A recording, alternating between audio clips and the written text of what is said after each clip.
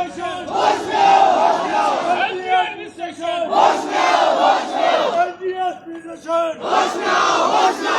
Kashmir government, BJP government, BJP government, BJP government, आवाज दो, आवाज दो, एनवाईसी के मसले को।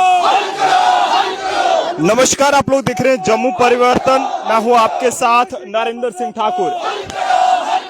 एनवाईसी के मसले को, एनवाईसी के मसले को। सीधी तस्वीरें इस वक्त की बीजेपी ऑफिस जम्मू के बाहर की हैं। यहाँ पर एनवाईसी मुलाजमीन आज फिर से अपनी मांगों को लेकर सरापा एहतजाज हैं और आप देख सकते हैं कि एक बड़ी तादाद आज एनवाईसी के मुलाजमीन की यहाँ पर बीजेपी हेडक्वार्टर जम्मू के बाहर पहुंची है। यहाँ पर आप देख सकते हैं कि आज काफी ज्यादा बड़ी तादाद में आज एनवाईसी के मुलाजमीन यहाँ पहुंचकर बीजेपी ऑफिस के बाहर प्रोटेस्ट कर रहे हैं। आपको बता दें कि बीजेपी की सरकार ने दफा 69 की मनसूखी करने के बाद जम्मू कश्मीर के साथ, जम्मू कश्मीर के नौजवानों के साथ, जम्मू कश्मीर के बेसहारा लोगों के साथ कई सारे वादे किए थे, लेकिन उन वादों को आज तक भी जो है वो पूरा नहीं किया गया है, जिसके चलते जिसमें से एनवाईसी के मुलाजमीन की बात करें तो ये आज फिर से यहाँ पर अपनी मांगों को लेकर प्रोटेस्ट कर रहे हैं। भैया क्या कहेंगे इस तरह से आज बीजेपी ऑफिस के बाहर जो प्रोटेस्ट है इसके बारे में बताएं। देखिए, पिछले कई समय से जिस तरीके से आप जानते हैं हमारी कमेटीज बनाई गई थी और कमेटीज ने हमारे फेवर में डिसीजन जो कमेटीज ने दिया था, मगर कल आप देखते हैं किस तरीके से जम्मू कश्मीर की एडमिनिस्ट्रेशन ने जो यूथ के साथ खिलवाड़ किया है।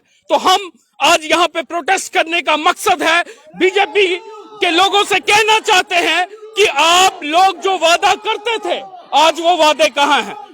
आप लोगों ने कहा था कि एनवाईसी के लिए एक ब्राइट फ्यूचर है, एक अच्छी सैलरी दी जाएगी। तो आज जो कल ऑर्डर निकला है उसका क्या मतलब है? क्या बीजेपी ने ही वो ऑर्डर दिया था? एनवाईसी को 520 में लाया गया था। आज 12 साल जो हमारी जॉब देखते हुए हमने इलेक्शन ड्यूटीज दी हैं, उसके बाद कोरोना के टाइम में काम किया है और अपना पार्ट बनाते हुए कल जो ऑर्डर निकाला गया है कि इनको सेंटर के बेस पे जिस तरीके से सेंटर पे वॉलंटियर्स को, तो हम इनको क्लियर करना चाहते हैं कि एनवाईसी वॉलंटियर्स नहीं है। आप हमें समझाइए कि वॉलंटियर्स की डेफिनेशन क्या होती है। क्या वॉलंटियर्स इलेक्शन ड्यूटीज देते हैं? क्या वॉलंटियर्स के लिए एसआरओज होते हैं? जबकि आप सब जानते हैं कि हमारे एसआरओ 520 में डाला गया था, जिसके लिए हम कहते थे कि हमारे जो रिक्रूटमेंट प्रोसेस है ट्रांसपेरेंट है। तो हम इस चैनल के माध्यम से इनसे पूछना चाहते हैं, ट्रांसपेरेंट तरीके से जो यूथ लगा हुआ है उनके साथ भी ये खिलवाड़ किया जा रहा है। और हम बीजेपी को आज यहाँ पे ये बताने आए हैं कि आप उन वादों का क्या कहना चाहते हैं जो हर मंच पे आप हमें कहते थे।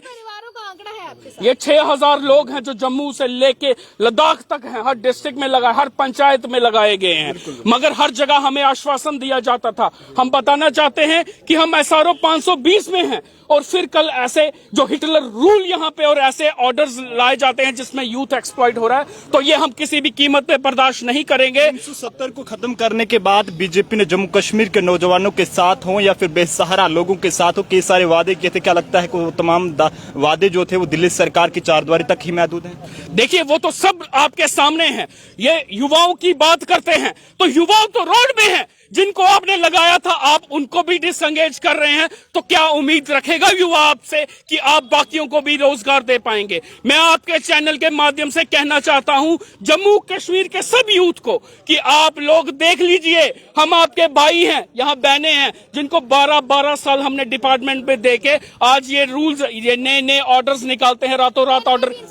ये वादे भी हुए थे कि आप आज बीजेपी दफ्तर के बाहर प्रोटेस्ट कर रहे हैं। सर, आप आज बीजेपी दफ्तर के बाहर प्रोटेस्ट कर रहे हैं, क्या आपको लगता है कि आपकी मांगे सुनी जाएंगी?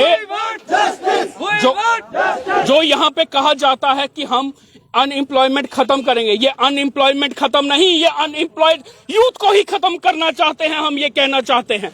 मगर या तो बीजेपी ये माने कि जम्मू कश्मीर की जो एडमिनिस्ट्रेशन है वो इनकी भी, जो इनडायरेक्ट इनकी ही गवर्नमेंट है, क्योंकि सेंटर में बीजेपी की गवर्नमेंट है, इनके आश्वासन वैलिड रखते हैं। यहां तक कि हमें एडमिनिस्ट्रेशन लेवल पे चाहे चीफ सेक्रेटरी साहब हैं, चाहे प्रिंसिपल सेक्रेटरी साहब हैं, चाहे जीएडी सेक्रेटरी साहब हैं, आज तक वो झूठा आश्वासन हमें देते रहे कि आपके लिए पॉलिसी बनाई जा रही है। और जब कल हमने ऑर्डर देखा, अब कहते हैं कि जम्मू कश्मीर के लिए कुछ स्पेशल नहीं हो सकता। हम स्पेशल चाहते भी नहीं है, मगर हम अपना हक चाहते हैं। जो नाइंसाफी जम्मू कश्मीर में हो रही है, चाहे पिछली गवर्नमेंटों को ले लीजिए, हमने उसी को देख के बीजेपी को यहाँ लाया था कि ये करेंगे। आज आप बीजेपी दफ्तर के बाहर यहाँ पर प्रोटेस्ट कर रहे हैं, क्या लगता है कि आपकी उम्मीदों को सुना जाएगा? जिस तरह से बीएसएफ सीआईएसएफ के एस्पिरेंट्स लगभग 90 से ज्यादा दिन तक यहाँ पर प्रोटेस्ट करते रहे, और जिसमें होमगार्ड्स की बात करें, रैबरे खेल लोगों की बात करें, और भी ऐसे कई सारे बेरोजगार लोग हैं वो यहाँ पे आके प्रोटेस्ट करते रहे। हालांकि वो अंदर भी गए,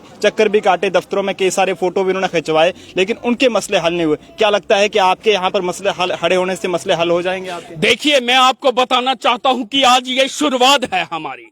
हम इतिहास जानता है कि एनवाईसी ने जब प्रोटेस्ट किया है तो वो पूरे जम्मू कश्मीर ने देखा है, मगर हमने कोशिश की, एक पहल की थी कि हम रोडों पे नहीं आए, प्यार के तरह एक पीसफुल तरीके से हम अपने मसले यहां तक रखें, क्योंकि हमें लगता था कि ये हमारे मसलों को हल करेंगे।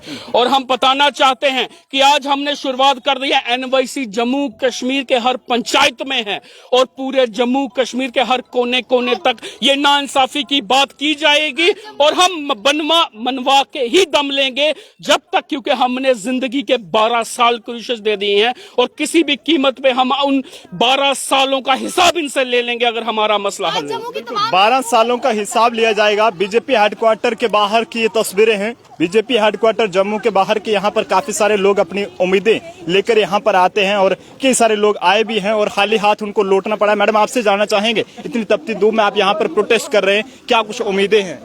जी, हमें क्या उम्मीद होनी है अब इनसे, क्योंकि हम 12 साल से पहले ही बहुत तंग हो चुके हैं। हम 2500 ले रहे हैं, लेकिन ये हमारे से इतना काम करवा रहे हैं। 10 बजे जाते हैं और 4 बजे आते हैं। अब टाइमिंग चेंज हुई है, 8 बजे जाते हैं, 2 बजे आते हैं। पूरा इतना काम मतलब हमें हमारे से करवा रहे हैं, बाद में 2500 दे रहे हैं। और कल परसों का इन्होंने ऑर्डर निकाल दिया हुआ है कि ये एज ए वॉलंटियर है। ये पूरी हम सेंटर की स्कीम है, ये है वो है, कुछ ऐसा कर दिया हम लोगों को तो धक्का हो गया। कुछ लोग एसआरओ के अंडर हमें रखा हुआ था। 2500 देने के बाद इन्होंने बोला कि आप कैजुअल लेबर वर्कर हो, आपके बारे में हम पॉलिसी पैटर्न बनाएंगे, आपकी सैलरी एनहांस करेंगे। लेकिन इन्होंने रातों रात पता नहीं कैसी कमेटी बनाई है, बाद में इन्होंने वॉलंटियर शो करके अब हमारे से फिर वॉलंटियर होता क्या है? हम अपनी मर्जी से काम करेंगे, हम अपने देश के लिए जो भी हमारा मन करेगा, लेकिन फिर हमें मतलब इतना काम क्यों करवा रहे हैं हमारे से? सरकार एक तरफ नौकरी देने की बात करती है, लेकिन आपको क्या लगता है कि आपसे नौकरी छीनने की तैयारी की जा रही है? बिल्कुल, ये नौकरी छीनने की ही तैयारी हो रही है हमारे से। इन्होंने कल परसों का एक ऑर्डर निकाला हुआ है जहाँ पे इन्होंने साफ बोला हुआ है कि ये एज ए वॉलंटियर हैं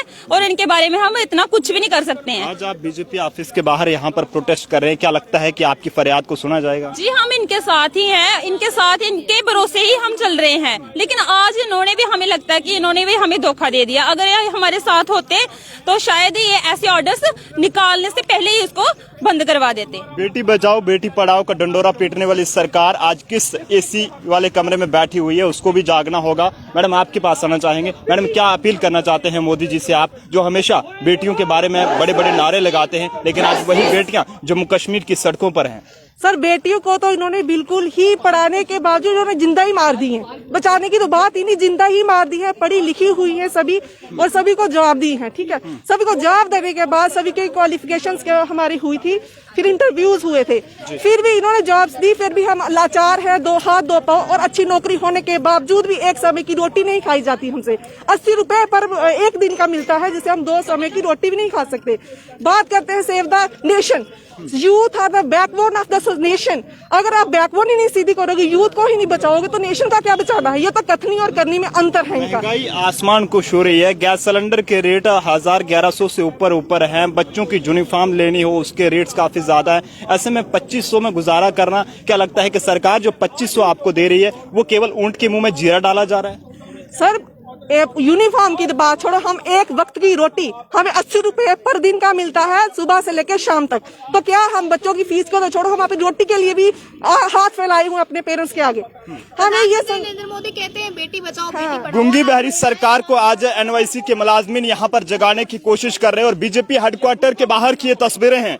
और अमरिंदर रैना जी एसी की हवा अंदर खा रहे हैं। हमारी उनसे भी ये अपील रहेगी कि ऐसे बेसहारा लोगों की आवाज को ऊपर तक पहुंचाया जाए, यानी कि मोदी सरकार जो इस वक्त सेंटर में बैठी हुई है वहां तक पहुंचाया जाए, ताकि इन लोगों की फरियाद को सुना जा सके और इनके जो हक से इन्हें महरूम रखा जा रहा है वो इन्हें दिया जा सके। यहाँ पर इक्वल वर्क और इक्वल पे की बात की जाती है, लेकिन आज जम्मू कश्मीर में ज़मीनी हकीकत पर हालात किस तरह से हैं वो सब आप जानते हैं। लगातार नौजवान जो है वो सड़कों का रुख कर रहा है और कई सारे ऐसे मुलाजिम हैं जिनको अपने हक से महरूम रखा गया है। आप लोग अपने राय कमेंट बॉक्स में जरूर दीजिएगा कि 370 को खत्म करने के बाद जो दावे मरकज की सरकार ने जम्मू कश्मीर के लिए किए थे, क्या वो वादे पूरे हुए हैं या नहीं हुए हैं। कैमरा पर्सन अभिषेक के साथ नरेंद्र सिंह ठाकुर, जम्मू।